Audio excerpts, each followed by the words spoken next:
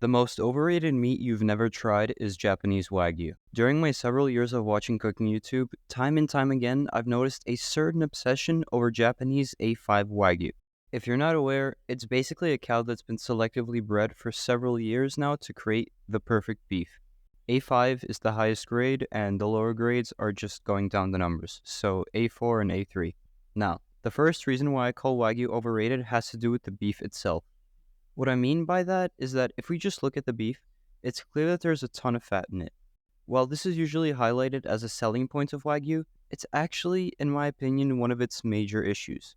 I've tried American Wagyu, not Japanese, but going off of the words of other people, Wagyu just tastes like butter and melts in your mouth.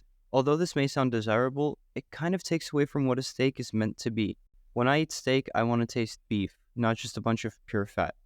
If you're not even supposed to add pepper to it to taste the true Wagyu flavor, then doesn't that make it uninteresting? By simply taking a choice or prime American steak and basting it with butter, thyme, and garlic, you already have a bunch of flavors to experience. I just can't imagine this one Wagyu flavor being so superior to the plethora of others present in a well-prepared ordinary steak. When I first moved to Japan, I could not understand why every steak, like they marketed it as like imported from Australia. And I'm just like, why would you import beef when you have Wagyu here? And like now living here for like almost 2 years, I'm like, I get it. I want a fucking Australian steak sometimes, man.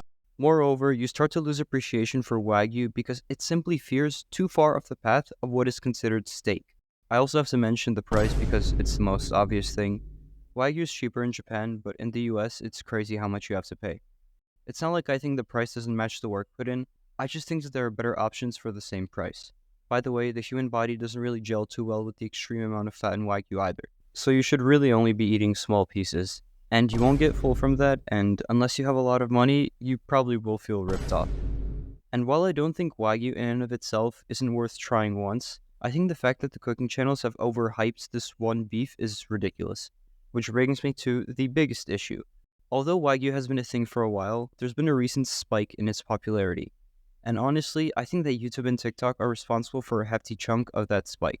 Since most people of all age ranges are on social media, and cooking is one of TikTok's most popular niches, it's safe to say that everyone and their mother has at least heard about Wagyu. And given its exclusivity, you can't get it everywhere, which means that you'll likely have to go to an expensive restaurant where you'll get severely upcharged. It's not only steaks either. People like Salt Bae sell Wagyu burgers, which makes no sense at all. You can just add more fat to the meat grinder and you'll have essentially the same thing.